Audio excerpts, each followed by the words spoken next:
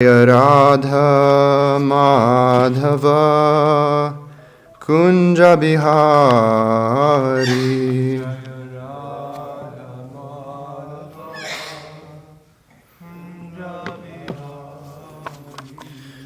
Jaya Radha Madhava Kunja Bihari. It's loud, huh?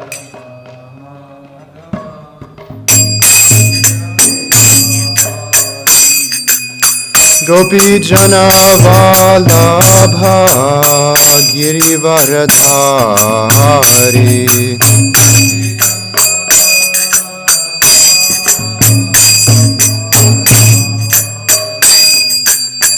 Yashoda Nandana Vraja Janaranjana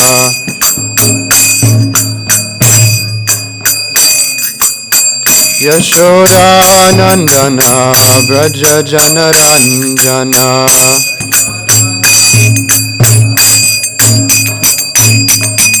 Yamuna Tira Vanachari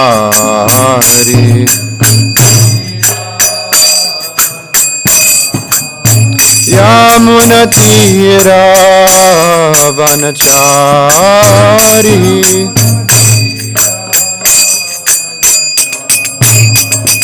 Jaya Radha Madhava Kunja Bihari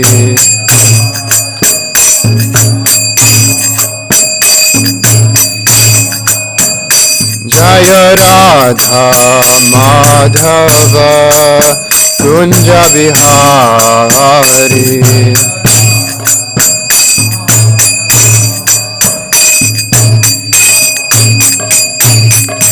Gopi Jana Vallabha Girivaradhari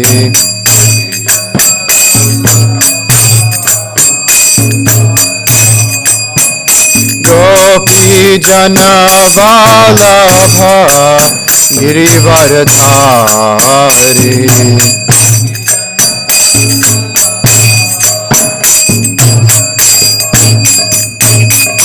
Yashoda Nandana Vraja Janaranjana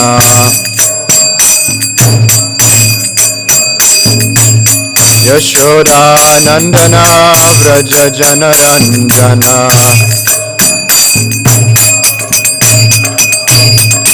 Yamuna Tira Vanachari Yamuna Tira Vanachari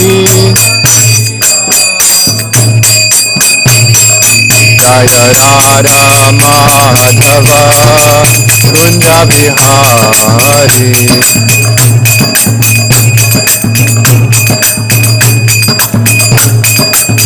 Jaya Radha Madhava Kunja Bihari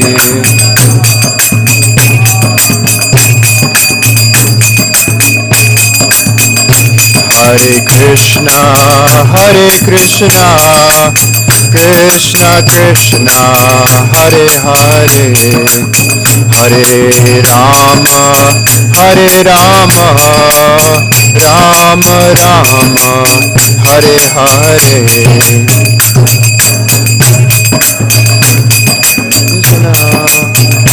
Krishna Krishna Hare Hare Hare Rama Rama Rama Hare Hare Hare Krishna Krishna Krishna Hare Hare Hare Rama Rama Rama Hare Hare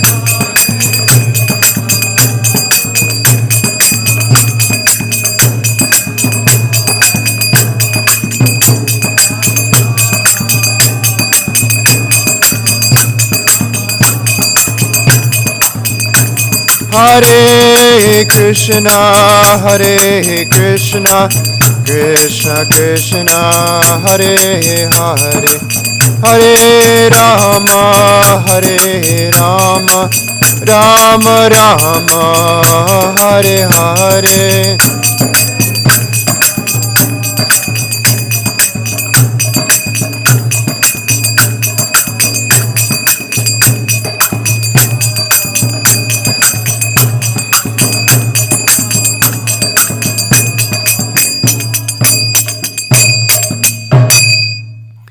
Jai Om Vishnupad Paramahamsa Parivrajak Shotara Sata Shishimad.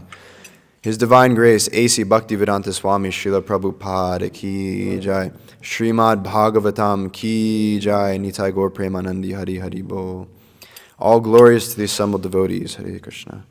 All glories to the assembled devotees, Hare Krishna. All glories to the assembled devotees, Hare Krishna. All glories to Sri Guru and Sri Gauranga. All glories to Srila Prabhupada. Om Namo Bhagavate Vasudevaya. Om Namo Bhagavate Vasudevaya. Om Namo Bhagavate Vasudevaya. Reading from Canto 3 of Srimad Bhagavatam, Chapter 1. We'll be doing texts 3 and 4.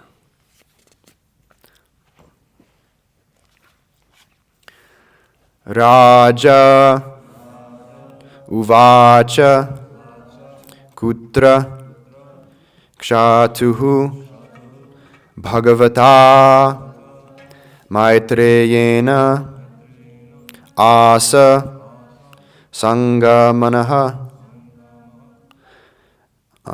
Kada Va Saha Samvadaha Etat Varnaya Naha Prabho.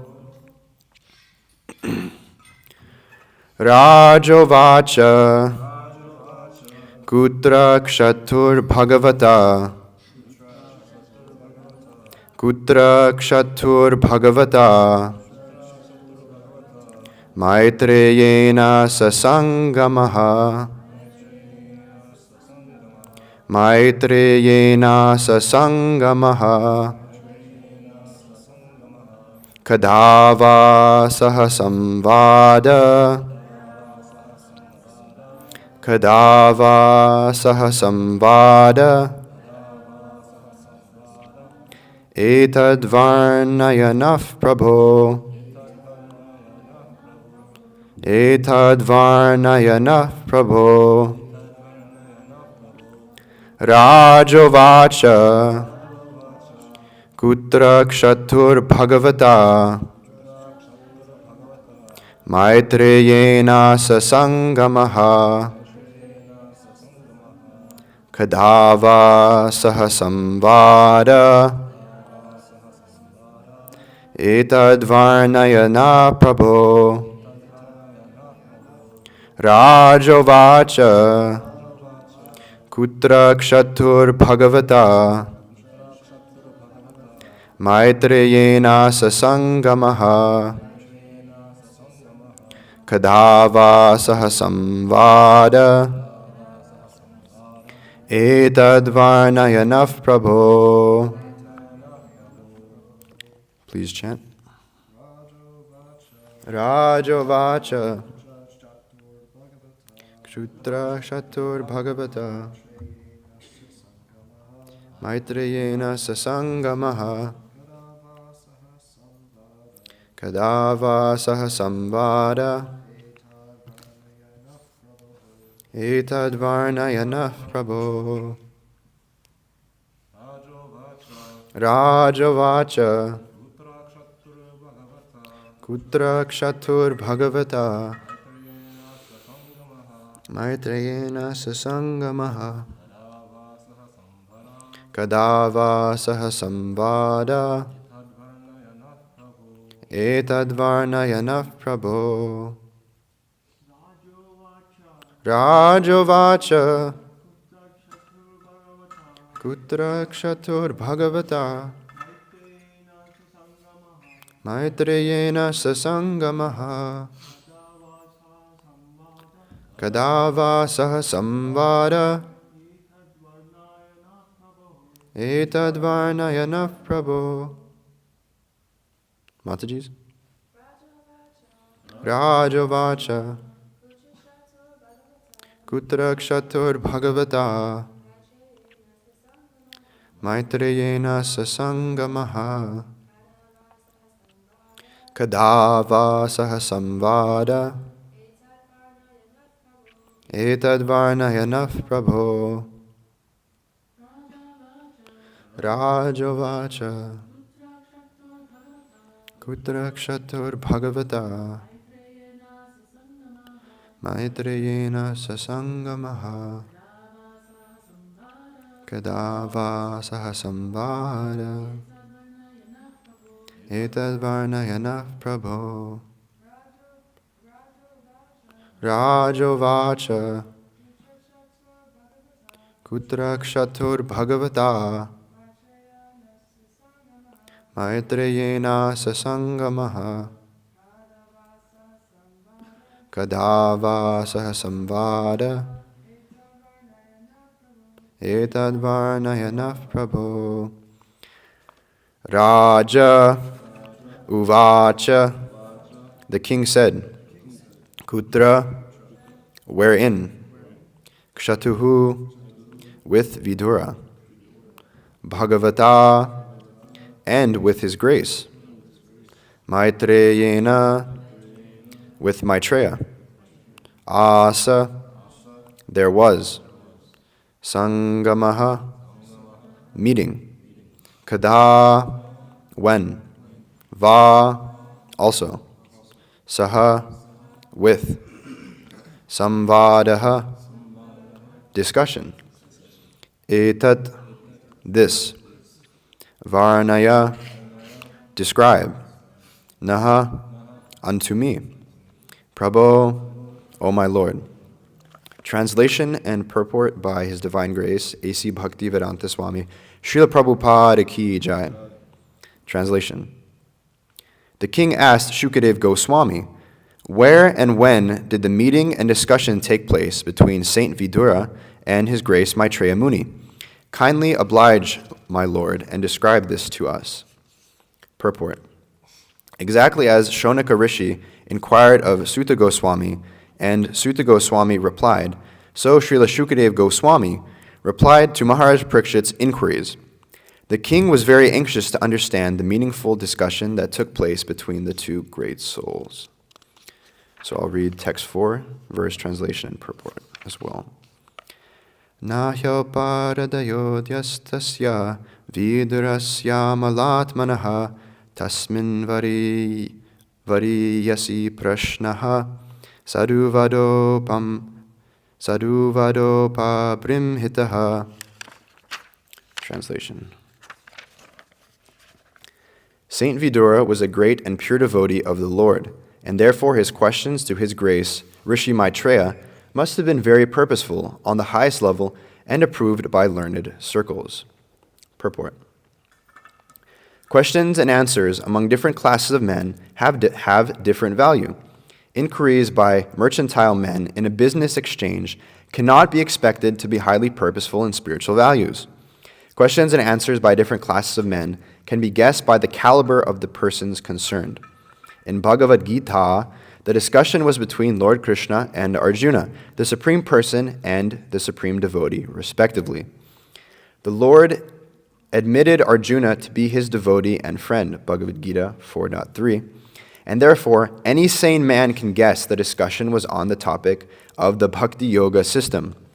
Actually, the whole Bhagavad Gita is based on the principle of Bhakti Yoga. There is a difference between karma and karma yoga. Karma is regulated action for the enjoyment of the fruit by the performer, but karma yoga is action performed by the devotee for the satisfaction of the Lord. Karma yoga is based on bhakti, or pleasing the Lord, whereas karma is based on pleasing the senses of the performer himself. According to Srimad Bhagavatam, one is advised to approach a bona fide spiritual master when one is actually inclined to question from an elevated level of spiritual understanding. A common man who has no interest in spiritual values has no need to approach a spiritual master just as a matter of following fashion. As a student, Maharaj Parikshit was serious about learning the science of God, and Shukadev Goswami was a bona fide spiritual master in the transcendental science. Both of them knew that the topics discussed by Vidura and Rishi Maitreya were elevated, and thus Maharaj Parikshit was very interested in learning from the bona fide spiritual master. Om Jnana Timirandasya Jnananjana Shalakaya Chakshurum Militam Yena Tasmai Shri Guruve Namaha Shri Chaitanya Manobishtam Stapitam Yena Bhutale Svayam Rupa Kada Mahyam Tadati Svapadantikam Vandeham Shri Guru Shri Ataf Parakamalam Shri Gurum Vaishnavamscha Shri Rupam Sagrajahatam Sahagana Raghunatam Vitam Tam Sajivam Sarvetam Savadutam Parijana Sahitam Krishna Chaitanya Devam Shri Radha Krishna Padan Sahagana Lalita Shri Vishakam Vitamscha He Krishna Karuna Sindho Dina Bandho Jagatpate Gopesha Gopika Kanta Radha Kanta Namostute Tapta Kanshana Gaurangi Radhe Vrindavaneshwari Vrishabhanu Sute Devi Pranamami Hari Priye Vanshakalpatarobhyascha Kripa Sindhupya Evacha Patitanam Pavanebhyo Vaishnavebhyo Namo Namaha Nama Om Vishnupadaya Krishna Prishtaya Bhutale Shrimate Bhakti Vikasa Swami Niti Namine Nama Om Vishnupadaya Krishna Prishtaya Bhutale Shrimate Bhakti Vedanta Swami Niti Namine Namaste Sarasvate Deve Gauravani Pracharine Niyavishesha Shunyavari Pashtatya Shatarine Jaya Shri Krishna Chaitanya Prabhu Nityananda Shri Advaita Gadadhara Shiva Sari Gaura Bhakta Vrinda Hare Krishna Krishna Krishna Hare Hare Hare Rama Rama Rama Hare Hare Rajavacha Kutra Kshatur Bhagavata Maitreyena Sasangamaha Kadava Sahasamvada Etad Varnayanaf Prabhu. The king asked Shukadev Goswami, where and when did this meeting and discussion take place between Saint Vidura and His Grace Maitreya Muni? Kindly oblige my lord and describe this to us. We just recently started this third canto. I did 3 and 4. Should I read them both? Okay. We have been reading through and just starting this third canto of Srimad Bhagavatam. And as Vishnu Chaitanya Prabhu so eloquently described early on, that this canto in the beginning, it's this conversation between Vidura and Maitreya Muni or Maitreya Rishi, as discussed here in the beginning. And a main part of what Prabhupada discusses here in the purport and what's mentioned here in the translation is this idea and this system of questions and answers that take place between the guru and the disciple, or one that has knowledge and one that is inquiring, or one that is searching. And in this first and second canto of Srimad Bhagavatam that we've already gone through, and in Bhagavad Gita, we can see a similar layout and a similar way of assembling this knowledge. There's generally two ways that we can assemble knowledge and that we can gain a level of understanding, and that is by the ascending process and the descending process. The ascending process is like what goes on in the name of modern science today. You don't understand a topic, phenomena, subject matter, so you go about by your own activities, your own abilities, and your own senses to try and do some experiments to try and understand this subject matter that you want to know more about. And in this way, you do experimentation, cause and effect, and you try and figure out what the result is by you doing something and you getting a certain result. And we can see practically, and especially in modern science today, this takes a lot of time. They've been saying that they're going to make the same scientific discovery for so long, like 100, 200 years ago, they were saying, yes, in a laboratory we will create life. And now today they're still saying the same thing, because they're going through different experiments and they're trying to do the same thing by different processes, trying this, trying that. And we can see if we apply the same methodology and the same process to spiritual life, all we'll simply do is waste a whole lot of time. And this human form of life that we have, it's very rarely acquired, and it's also very short, especially in this Kali Yuga. So we don't have a lot of time to waste by this ascending process, and we don't have a lot of time and energy, and we don't even have the mental capacity even to understand these great subject matters. So why even bother going about this ascending process? Instead, the descending process has been so easily given to us, not only in the form of Srimad Bhagavatam, but it's then been even more easily attainable and explained by Srila Prabhupada in his Bhaktivedanta purports. And this descending process has come down in disciplic succession all the way from Krishna. So it has come from a perfect source, and Krishna is the one giving the knowledge on how to return back to him. So you can know that the knowledge that you're practicing is perfect, not only by the fact that it's coming from Krishna himself, but that people who have followed this process and by people that have followed the experiment that's laid out in these literatures have gotten the certain result. Therefore, Prabhupada said that this process, it's very scientific, that when you have a scientific equation, like to make water, you combine 2 hydrogens and 1 oxygen, and every single time you'll get water. So we can tell by following the ninefold processes of devotional service, by surrendering to and inquiring from a spiritual master, and specifically chanting this Hare Krishna Mahamantra that has been given to us, we will be able to develop this lost love for God that we have naturally. And we can see that so many people, just by following this process, have attained that result. So therefore we can tell it's very scientific, and we can tell that it works. So this process has been so easily given to us, and it's so easily attainable, so why not take it up? And this is the example that's set so on and so forth, not only throughout the entire Bhagavad Gita, but the whole Srimad Bhagavatam. If we look through all of the different cantos, we can see that so often it's one person inquiring from another person.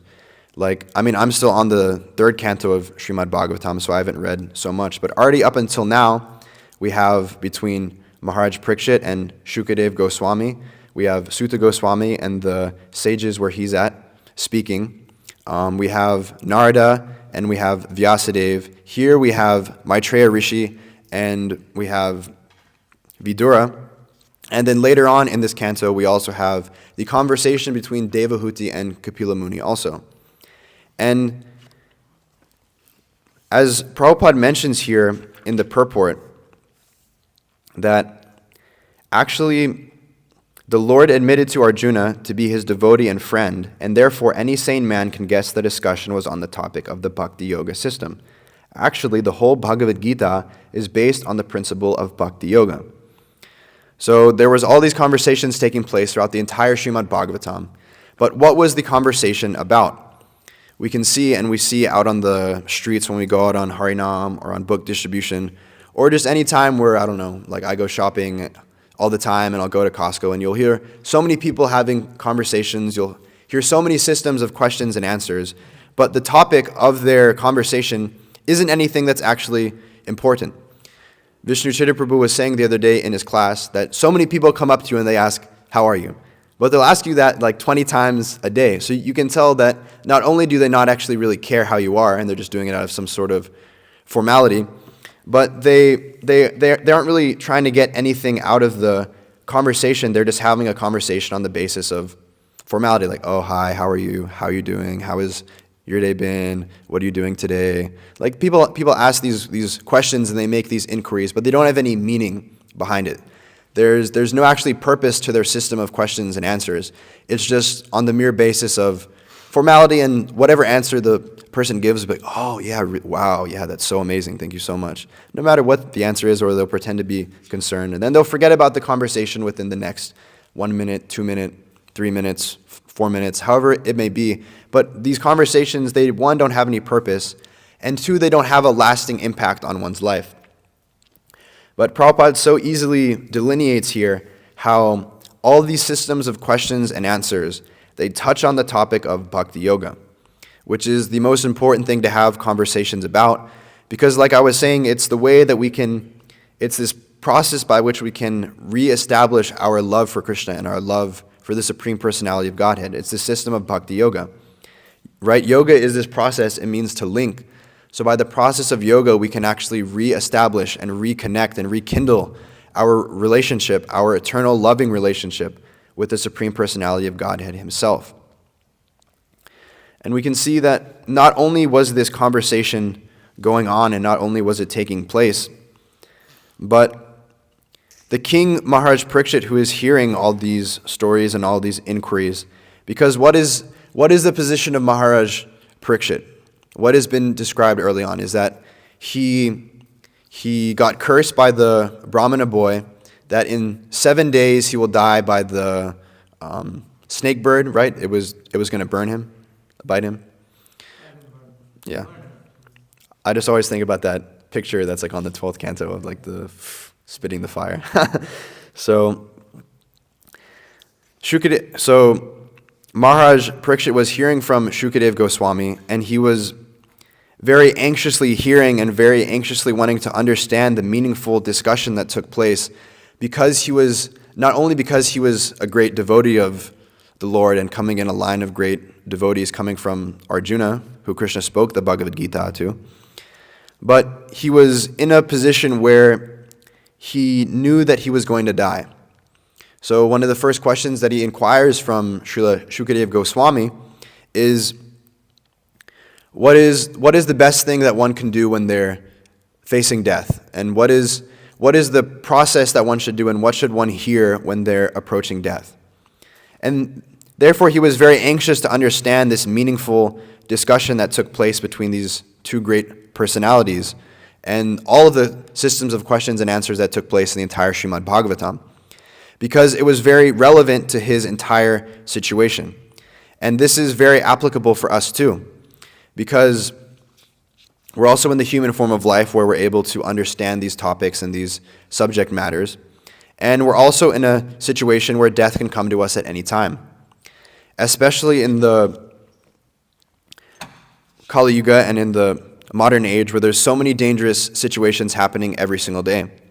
Like, we were on this hike yesterday, and I was talking to some of the guys that we brought out from Kennesaw State University, and I was just talking about all the unnecessary necessities and the complexities of life that we have. I was like, if you think about it, every single time you go in a car and you drive somewhere, there's actually a high likelihood and probability that you could die.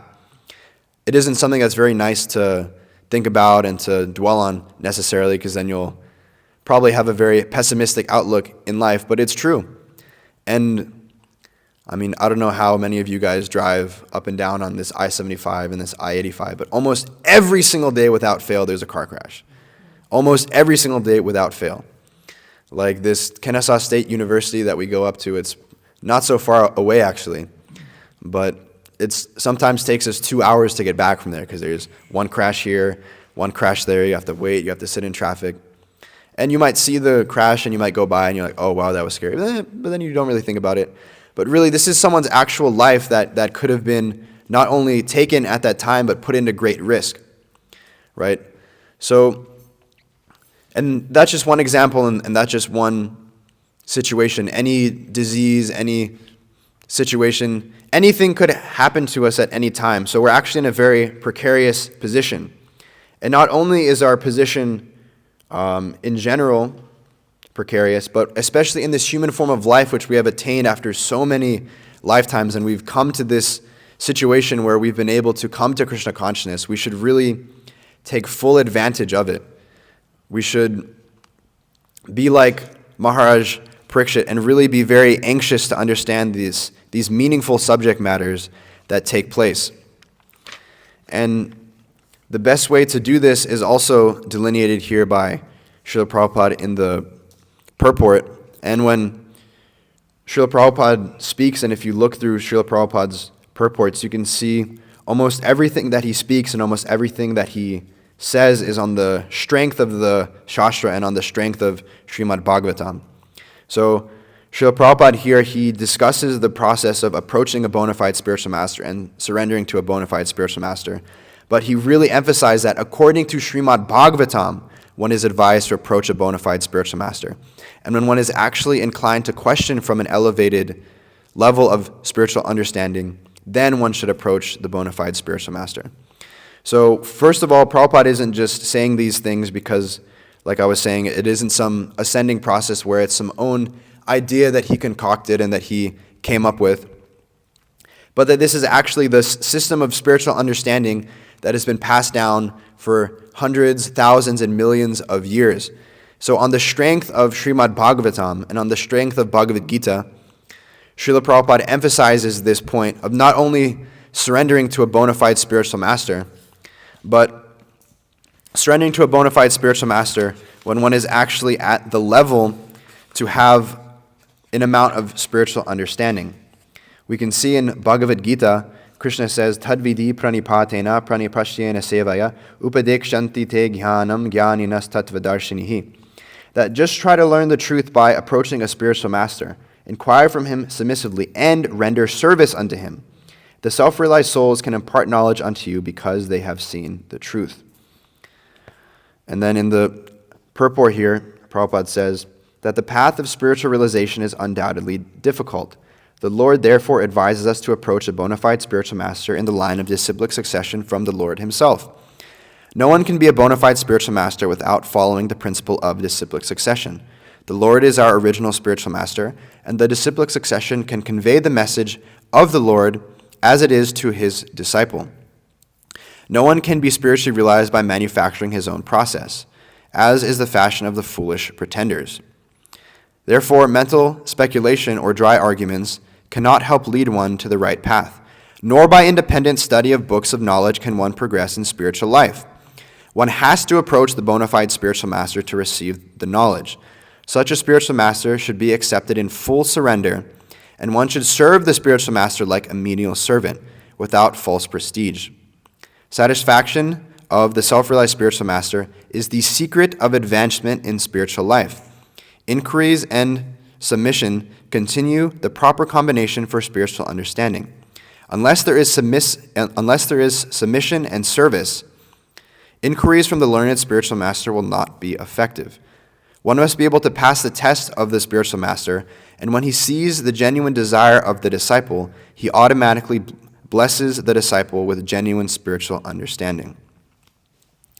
So Prabhupada has so easily given us this process of inquiring from the spiritual master. But we can see there's probably three important aspects when it comes to receiving this knowledge and getting this system of knowledge that's been delineated. First of all, as Srila Prabhupada says, that one should only approach a bona fide spiritual master when one is able to question from an elevated spiritual understanding. So one must already have some idea, and one must already have some, like we often say that one has to be discontent with this material world before they can really come to this ability to question and hear from a bona fide spiritual master. Because otherwise they'll come with the wrong attitude and they'll come very challenging. The next thing that you must do, as is described by Srila Prabhupada, is you must surrender to this bona fide spiritual master who has come in the line of disciplic succession. But not only that, but then you must hear from the spiritual master, and in order for the hearing process to be effective, you must serve the spiritual master. Just by reading some book or just by hearing from someone, you won't actually get the practical knowledge that is given in this Srimad Bhagavatam. just by reading the Bhagavatam, you don't get everything, right? There's generally described two processes and two systems of knowledge. There's jnana, which is just general knowledge. You would call it maybe book knowledge. And then there's vijnana, which is this practical and this applied knowledge. So by reading the Srimad Bhagavatam and by reading the Bhagavad Gita, we can get different aspects of knowledge, like we can know what are the three modes of material nature. We might even be able to memorize whole chapters of the Bhagavad Gita or the Bhagavatam. As we can see, so many unscrupulous presenters of this literature, they can recite the entire Bhagavad Gita, but they don't actually know the purport behind it. And there's a story in this regard where I'm sure we all know sage Narada Muni. There's a beautiful picture of Narada Muni playing the veena over there by Srila Prabhupada. And Narada Muni was wandering through one town, and he met a great Brahmana. And this great Brahmana, he was very learned in all of the Shastras. He could recite any verse just off the top of his head and give it to you immediately. And when he saw the sage Narada Muni, as generally one does, he received him very nicely and he welcomed him. And then after this reception and this welcome, he asked, "Oh, great sage Narada Muni, like you seem to be on your way somewhere. Where are you going?" And then Narada Muni replied that, "I'm going to Vaikuntha to see Vishnu." And then the Brahmana said, "Okay, when you go there and you come back, you can tell me what the Supreme Personality of Godhead was doing." And then on Narada Muni's journey, he walked a little further, and then he met one very simple man who was just sitting under a tree. And was it this one where he was reading the book upside down? That's a different one. Anyway, so he was just simply sitting under a tree. He was a very simple man, and he tried to offer a similar reception to this great sage. And he asked Narada Muni the same question, and Narada Muni gave him the same response, that I'm going to see Lord Vishnu. And the simple man said the same thing. He said, "Oh, when you come back, you can tell me what the Supreme Lord was doing." So Narada Muni went to see the Lord, and the Lord has a very loving relationship with Narada Muni, so they had some exchange. And then Narada Muni was like, "Oh yeah, by the way, I met these two people on my way here, and they both asked me to inquire from you and to tell them what you were doing here." And the Lord told Narada Muni to tell them that, "Tell these two men, tell them the same thing, tell them that I was threading an elephant through the eye of a needle." And Narada Muni was like, "I mean, you weren't doing that, I guess, but okay, I can tell them that anyway and see what happens." Narada Muni himself was a little confused. He was a little bewildered why the Lord would ask him to say this to these two men. But anyways, he followed the instructions of the Lord, and he went back to these two men, and he told them. And he first went to the very learned Brahmana. And the Brahmana kind of scoffed and was like, "Oh, you didn't go see the Lord. You were just like messing with me. No one can thread an elephant through the eye of a needle. It's impossible." So after this conversation, Narada Muni then went to the simple man sitting under the tree, and then he told him the same thing, that I went to go see Lord Vishnu, and he was threading an elephant through the eye of a needle. And then the simple man just started crying, and he was in such awe and amazement. He was like, "Wow, the Lord is so amazing, and he just has this ability to do anything." And Narada Muni then asked him, because when he went to the learned Brahmana who knew so much understanding of the Shastra, he asked him, "Why is it that you believe that the Lord could thread an elephant through the eye of a needle?" And the simple man who was sitting under this tree, he could understand, and he said that in this tree there is one fruit. Actually, there's many fruits on the tree, but even in that one fruit, there are so many seeds. There might be hundreds. And I think this particular tree that he was sitting under was a fruit with many seeds. And he's like, in this one fruit, there's so many seeds, and in each one of these seeds can sprout a whole new tree. And from that one tree, it can produce so much fruit, which has so much seeds, which can produce so many trees. So in this one fruit, there's so many seeds, and in this one seed, the Lord has already put so many trees. So therefore, it can be very understandable and very practical to see that the Lord could thread an elephant through an eye of a needle. So this is the same thing that's being described here, that just by knowing the verses and being able to memorize and recite them, one doesn't actually attain love for the Supreme Personality of Godhead. But this simple man could, by following the system of Bhakti Yoga, he had established his relationship with the Lord, and he could therefore understand his pastimes and his activities. So, based on this, we can see that in order to get this vijnana and this practical knowledge, one doesn't only have to hear and read the Vedic literatures, but he has to serve the spiritual master. Then he can read as much as he wants, but he won't get this practical knowledge and this understanding unless he serves the spiritual master. And we can practically see that this system and this idea isn't at all prevalent in modern society at all. In fact, in the Srimad Bhagavatam, this modern society is described in the 7th canto of the Srimad Bhagavatam, where it says, "Persons who are strongly entrapped by the consciousness of enjoying material life, and who have therefore accepted as their leader or guru a similar blind man attached to external sense objects, cannot understand that the goal of life is to return back home, back to Godhead, and engage in the service of Lord Vishnu. As blind men guided by another blind man miss the right path and fall into a ditch, similarly attached men led by another materially attached men are bound to the ropes of fruitive labor, which are made of very strong cords, and they continue again and again in materialistic life, suffering the threefold miseries." So, in my life before coming to Krishna Life here, I worked in a hospital as a nurse and a nursing assistant, and I actually got to deal with a couple blind people. And I mean, you sometimes see on the street they walk around with this stick, and I always think personally, if I closed my eyes and just walked around with a stick, I would be freaking out. You see these people stopping at a red light and crossing the street. Personally, I would be oh my God, I would be scared almost every single second. So we can see that a more practical way, if you don't have the vision or the ability to see, is by attaching yourself to someone and by following someone who has that ability to see. Because therefore, you don't have to depend on your own failed senses and your own ability to perceive things, but you can just follow one who already is there and who already has that ability. But it's described here that the people in this modern society who are desirous after sense enjoyment and who are chasing after the sense objects, they are following a similar blind man. So they might hear someone say, "Oh yeah, just grab your hand onto this person and they'll take you where you want to go."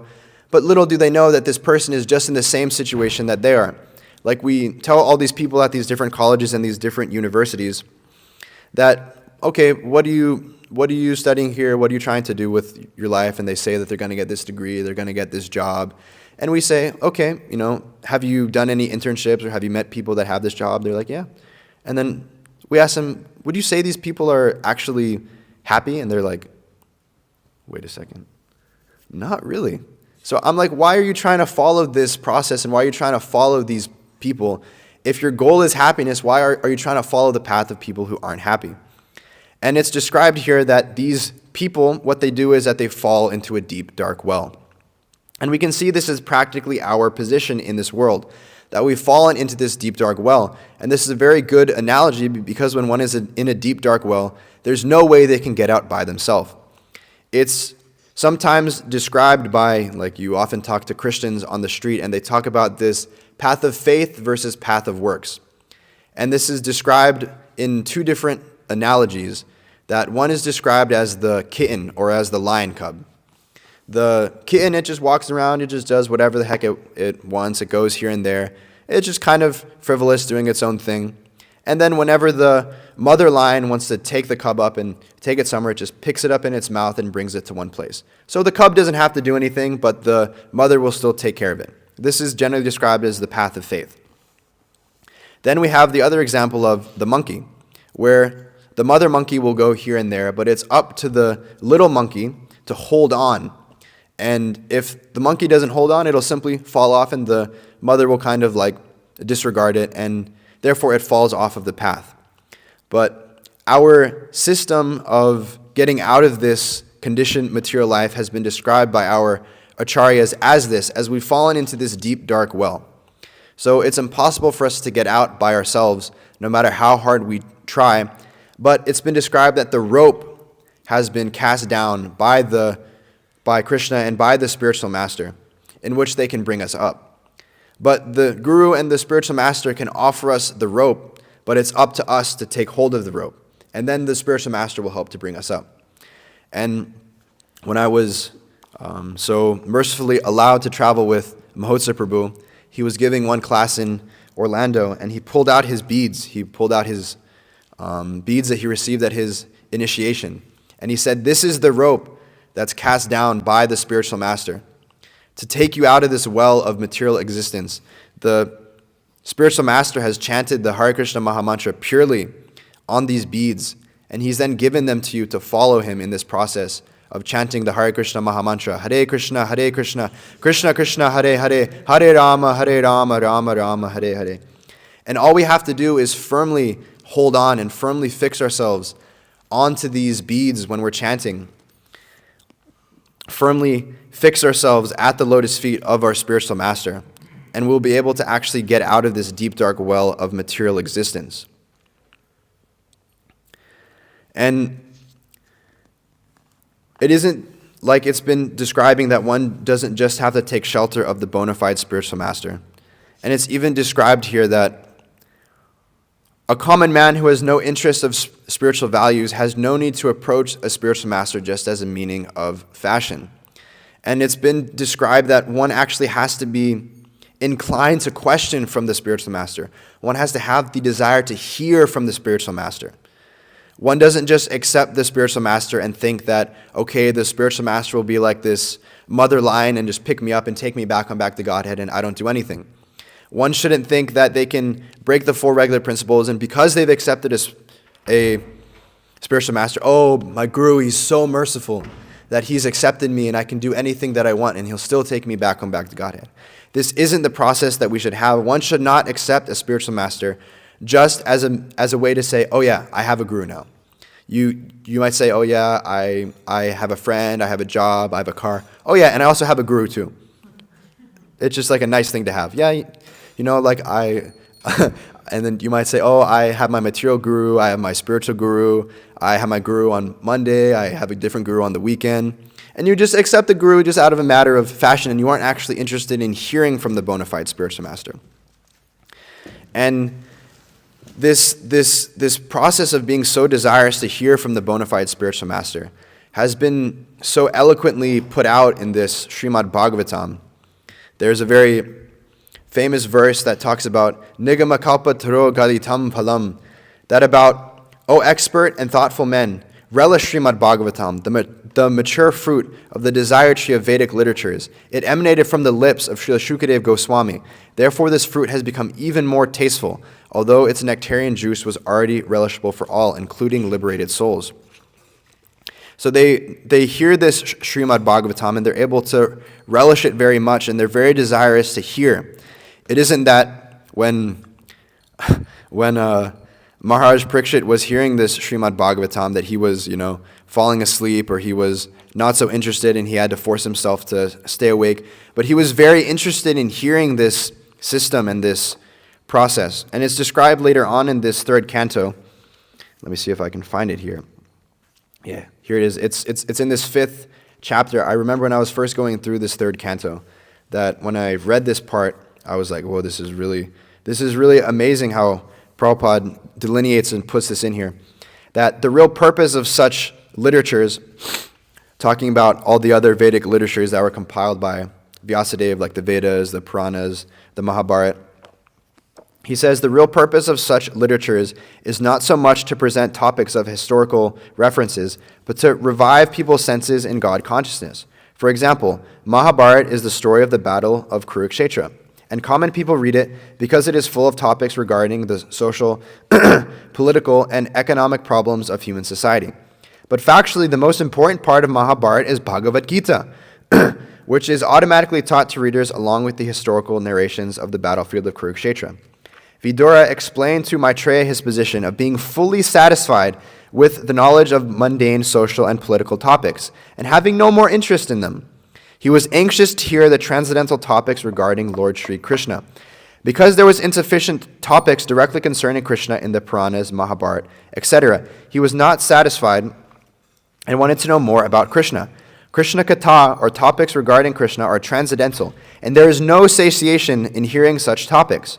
Bhagavad Gita is important on account of it being Krishna Katha, or speeches delivered by Krishna. The story of the battlefield of Kurukshetra may be interesting for the mass of people, but to persons like Vidura, who are highly advanced in devotional service, only Krishna Katha and that which is dovetailed with Krishna Katha is very interesting. Vidura wanted to hear of everything from Maitreya, and so he inquired from him, but he desired that all topics be in relation with Krishna. As fire is never satisfied in its consumption of firewood, so a pure devotee of the Lord never hears enough about Krishna. So this has been described here in Prabhupada's purport, that the Lord admitted to Arjuna to be his devotee and friend, and therefore any sane man can guess the discussion was on the topic of the Bhakti Yoga system. The Bhakti Yoga system, it talks about this Krishna Katha, and it talks about the topics of Krishna, similar to the ones that Vidura is hearing from Maitreya Muni. And it's described that the Lord told this process to Arjuna because he was Arjuna's very dear friend. So when one is someone's friend, he wants to look out for them in the best possible way. He has their best interest at heart. So because Lord Krishna had Arjuna's best interest at heart, he delineated him this system of Bhakti Yoga. And this system of Bhakti Yoga has been so expertly summarized by Krishna. Let me try to pull it up here. At the end here of this 18th chapter, there are these two amazing verses, text 1865 and 66, if someone wants to pull that up. Manmana bhava mad bhakto madhyaji mam namaskuru mame vaishyasi satyam te pratijane priyosime. And then the verse that we all know. Sarva dharman parityaja mamekam sharanam vrajam aham tvam sarva papebhyo moksha yisyami ma suchaha. That one should always think of me, and this is Krishna speaking, become my devotee, worship me, and offer your homage unto me, and thus you will come to me without fail. I promise you this because you are my very dear friend. Abandon all varieties of religion and just surrender unto me. I shall deliver you from all sinful reactions. Do not fear. So this is the process of Bhakti Yoga that has been so expertly described and delineated in the Bhagavad Gita. It gives us the exact process and the exact way in which we can fully surrender to the Supreme Personality of Godhead. And everybody that we meet out on the street, everybody that we see, they're all hankering for this happiness and they're all hankering for some goal that's actually fully achieved in their surrender to Krishna. But the problem is, these people don't know that the supreme goal of life is to surrender to Vishnu. They don't know that what they're searching for, they don't know that what they're hankering for is this service, this Bhakti Yoga process. They don't know. And how will they ever know? Unless they get the books of Srila Prabhupada. How else will anybody ever know? How else did any of us know before coming to Krishna consciousness that this was the way and this was the process by which we could actually attain this highest level of happiness through this Bhakti Yoga process, through the chanting of the Hare Krishna Mahamantra? How would we ever know unless we read the books of Srila Prabhupada? And that's why when we speak about Sankirtan, we talk about this Brihat Mridanga. Because often people think Sankirtan means just you go and you chant on the street, or you go and say something to someone. But unfortunately, what we say, it may not be the most potent. And our chanting, it might not be the most pure. And this is due to our neophyte condition in this Kali Yuga. And of course, doing these things is required. We should do this Harinam. We should try and speak to people. But the thing is, one might pass by us on the Harinam. They might hear the Hare Krishna Mahamantra. And they'll be, oh, this is nice. But then they'll just go on with their life and they'll forget about it. Similarly, you can speak with a person on the street, you can talk to them for as long as you want. You can talk for hours and hours and hours, and they'll be like, yeah, okay, yeah, cool, oh yeah, okay. And they might forget about your conversation in like 2 or 3 minutes. But if they have one of Prabhupada's books, which tells them on every page, in every word, even in the gaps between the letters, that you should surrender to Krishna. All of us, we've begun reading Prabhupada's books and we've gone through them. We can see on every page it emphasizes and it discusses this surrender to Krishna. So therefore we should give them Prabhupada's books because they will be able to have them and they will be able to reference this for years to come. They will be able to go through Prabhupada's books, and any time and any opportunity that they even look at one of Prabhupada's books, they'll get this understanding that the goal of my life is to surrender to Krishna. If you go through all of Prabhupada's books, you'll see this is stressed everywhere. Even in the 10th canto of Srimad Bhagavatam, which the professional reciters and those who are frivolous with their practice of devotional service, Prabhupada, if you read Prabhupada's entire Krishna book, he stresses so much this philosophy of surrendering to Krishna. So we should give them Prabhupada's books. And not only should we give them Prabhupada's books, and not only should we distribute Srila Prabhupada's books widely, but we ourselves should read them. So we ourselves can be reminded constantly and every day that what we should do is surrender to Krishna. There is also a story in this regard that is told by Harikesh, that when he was traveling as Srila Prabhupada's secretary, they were in South Africa, and Prabhupada just received this 5th canto of Srimad Bhagavatam.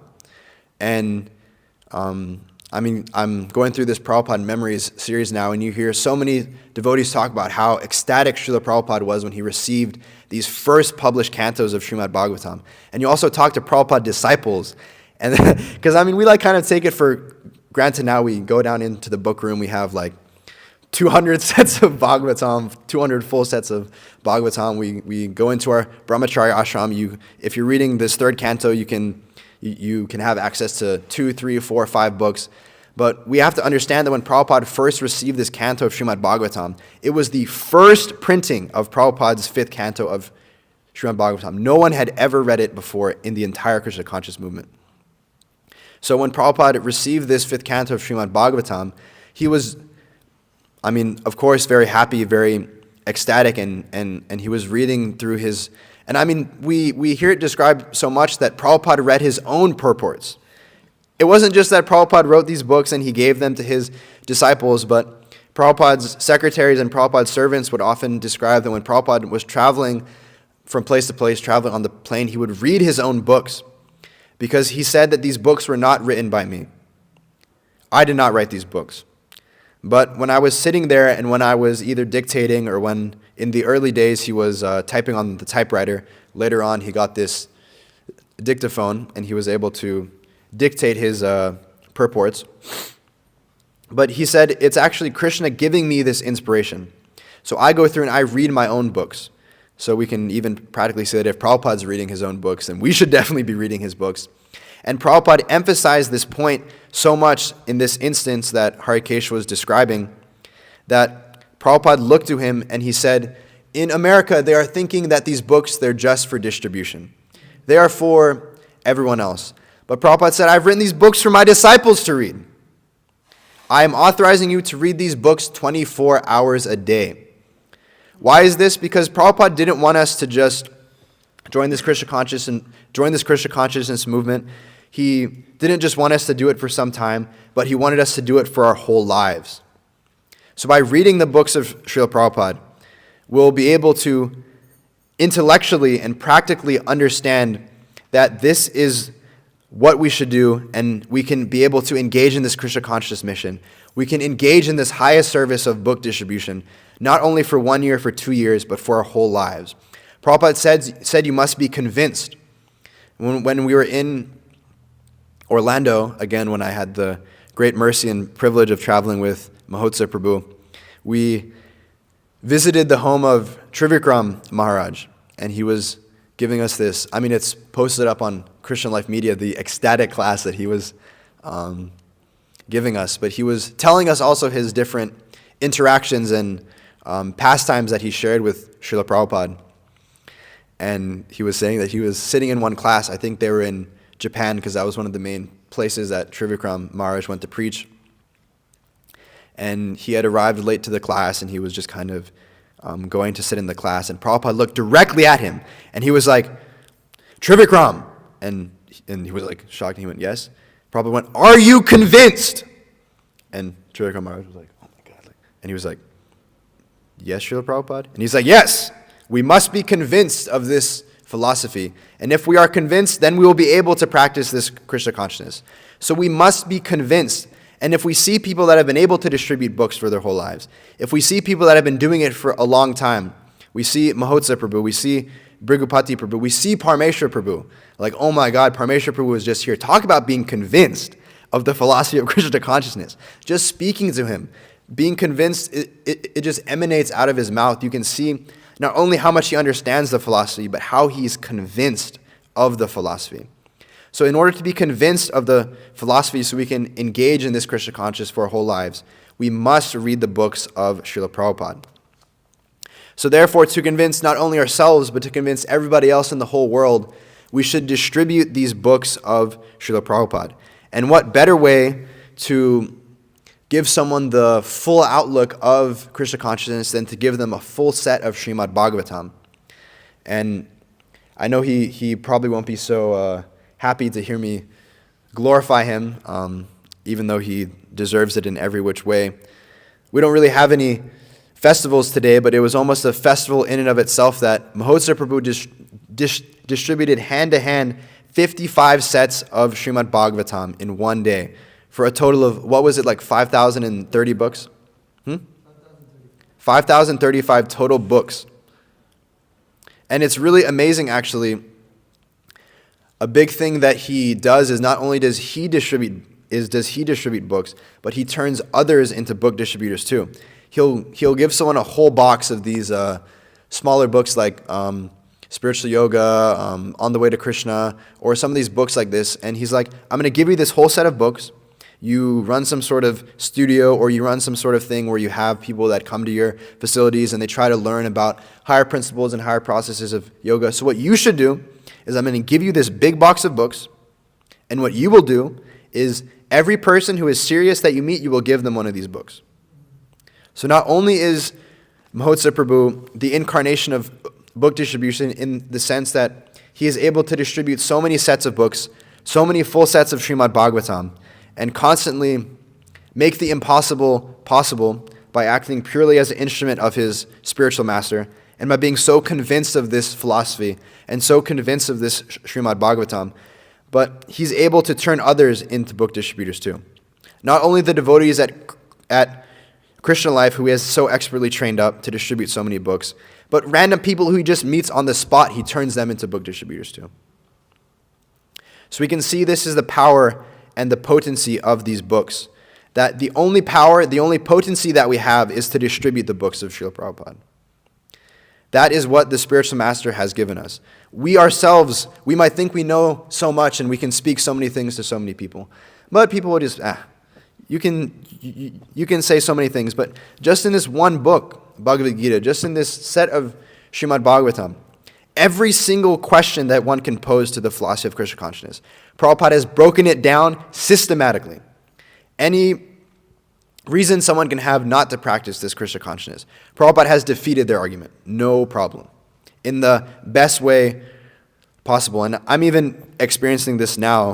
I don't really know so much about anything, but I'm trying to make my best effort to preach to these college students. And it's hard sometimes, Sometimes they'll have a question and you'll give some analogy and you're trying to make it up on the spot and you're like, this kind of makes sense, but you have to really think about it in order for it to make sense. But if you read Prabhupada's books, all the examples that he gives, you're like, wow. If I could not have thought of that. And it's the perfect way, and Prabhupada makes it so understandable. So the only power and the only potency that we have is actually, we've been given the ability, and it is the Guru's business, it is the Guru's instruction to simply distribute the books of Srila Prabhupada. And with the instruction of the spiritual master also comes the ability to follow the instruction. So the bona fide spiritual master gives us this instruction to preach Krishna consciousness all over the world. This was first given by Sri Chaitanya Mahaprabhu to every town and village, everywhere you go, everyone you meet. You should become a guru and you should deliver the land. But what is your power and what is your potency? It is simply to, as Prabhupada has given us, to distribute these books. This book distribution isn't just some sort of activity as some people who are not fully understanding. They say that Prabhupada gave just his passionate disciples this book distribution, but for people who come up to a higher level of understanding, they just sit in Vrindavan and they chant. But Prabhupada has given us this potency and this power to spread Krishna consciousness all over the world through his books. And this is actually this system of bhakti yoga. There's so many different yoga processes described. I was listening to a class by my spiritual master, His Holiness Bhakti Vikas Maharaj, and he was saying that these yoga practitioners and these people that practice the system of yoga, they also acknowledge the system of bhakti yoga. They say, yeah, you know, all these systems of yoga, you have hatha yoga, and you also have bhakti yoga, you know. Bhakti yoga, it's also nice. Why? Because you have to do a lot of bowing down, right? It's good exercise for the back, because you do a lot of bowing down. So in this way you can do hatha yoga, and you can also do bhakti yoga because you do a lot of bowing down. But we can see this isn't practically the system of bhakti yoga. And the system of bhakti yoga that has been given to us by the spiritual master, that, as Prabhupada was saying early on, that in order for one to first approach the bona fide spiritual master, one has to be able to actually be inclined to question from an elevated spiritual understanding. And this is how they get to that platform. One gets to the platform of accepting a bona fide spiritual master by receiving and reading the books of Srila Prabhupada. So we can see that this whole process of understanding knowledge first comes by giving people Srila Prabhupada's books. And then they read the books and it completely destroys whatever philosophy they have. And then they have to know something and they have to have some understanding. So naturally they'll come to question.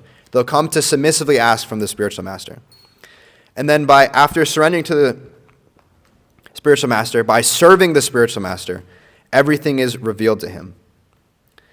So this is what Prabhupada is talking about, and this is what Prabhupada is trying to emphasize so much, this point. Because he says, as a student, Maharaj Parikshit was serious about learning the science of God, and Shukadev Goswami was a bona fide spiritual master in the transcendental science. So we should follow in the footsteps of Maharaj Parikshit. And we should be very eager to not only hear this Srimad Bhagavatam, but we should also be very eager to distribute this Srimad Bhagavatam to anybody and everyone that we meet. And it's a very possible task, and Mahotsav Prabhu was showing us this firsthand about how easy and he makes it look easy, you know, for the rest of us it might not seem so easy for anyone who's tried to go out there and distribute Bhagavatam. But he makes it look so easy, and we can see that it can be done. It isn't just Indians who will take the Srimad Bhagavatam. You do some you say some cute phrase in some Indian language, and you ask them to get the Srimad Bhagavatam, and they already have some pious credits, so they'll be like, oh yeah, I'll take the Bhagavatam. But people who have no knowledge about Srimad Bhagavatam are taking a full set of Bhagavatam. So this is what we should do. This is the highest system of bhakti yoga that Krishna is telling Arjuna in the Bhagavad Gita, and we should follow it in this way. So I'll end my class there. If there's any corrections, questions, or comments, I'll take those now.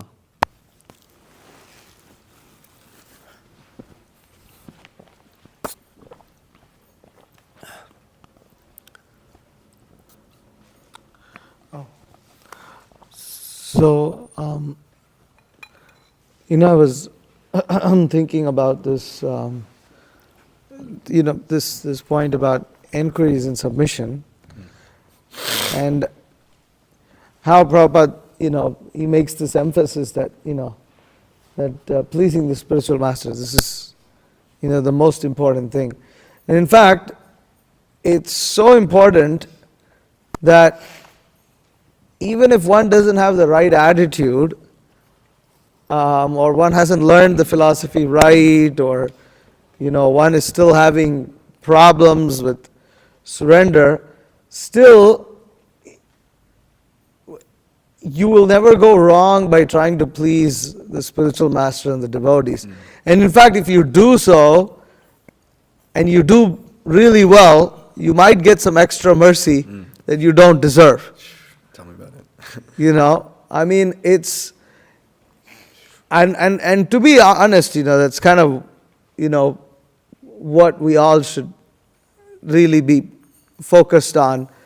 Because I was just thinking, because, sometimes you read some of these memories of Srila Prabhupada, some of his disciples, and they did such things that they should have never done. Crazy. Really, really should have never done. As a sannyasi, having relationships with multiple women, forget about one woman, multiple women at the same time,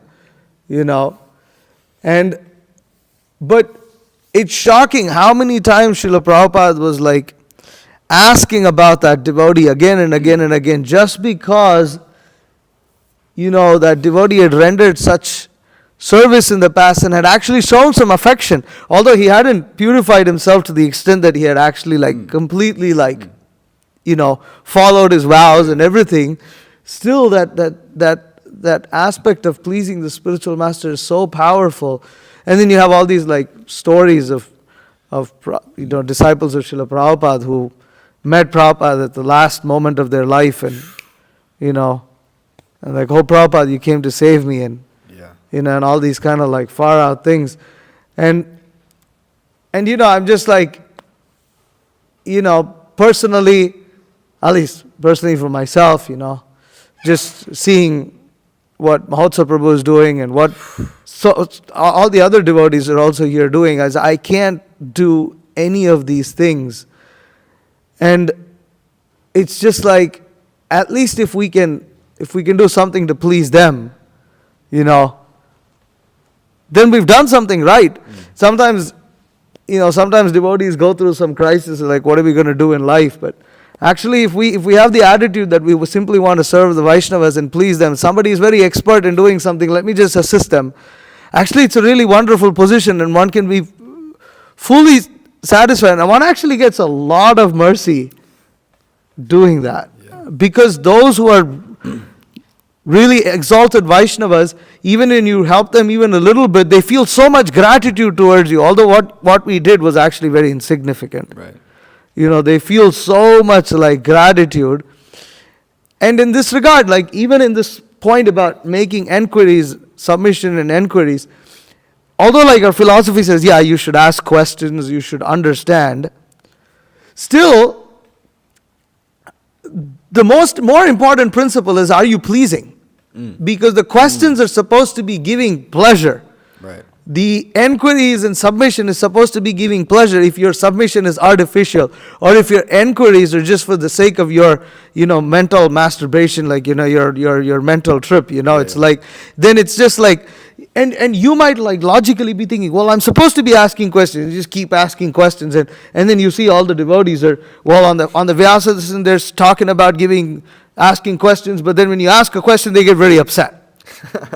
Why are you asking these questions? Everybody gives me a dirty look, and this and that. But the truth is, if devotees are feeling that your questions are kind of really dumb, and even though they're they are talking about asking questions, but then they feel that your questions are very dumb, then if you stop asking questions, you'll understand all the answers to your questions.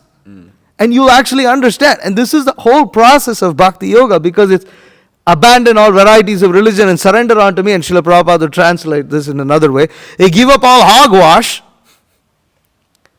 and simply surrender unto the lotus feet of Krishna. It's just give up all your hogwash and surrender onto Chaitanya Mahaprabhu's lotus feet. You are going on this and that and all your mental reasons. Just forget about every damn thing. Right. Have faith in in Guru and Vaishnavas.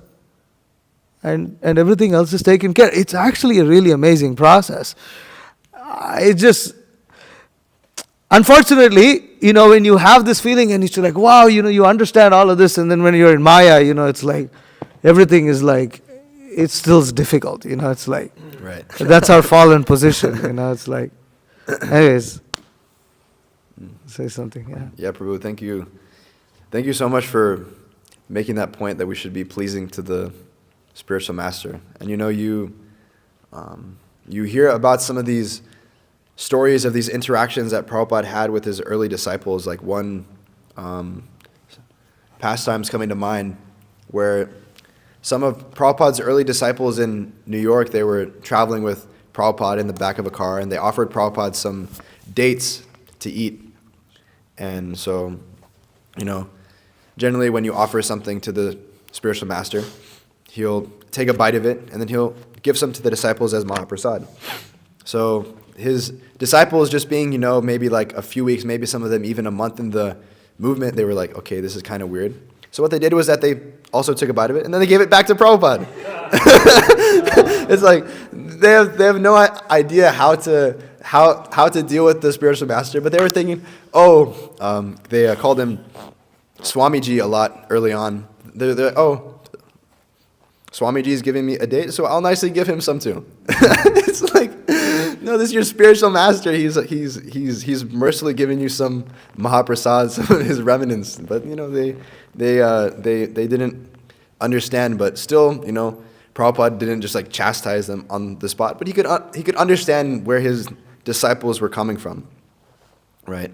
So we can see that this is the mood of the spiritual master. And like you were saying, this is like what the spiritual master teaches us. Like we might read Bhagavad Gita a lot, and we might understand that we aren't this body and that we should surrender and serve Krishna. But the spiritual master, by engaging us in that service, is how we're practically able to understand that. So by engaging in the service of the spiritual master, it's like I was saying, how these philosophical points, they can actually be practically realized in our life, and that's what the spiritual master gives us. Any other questions?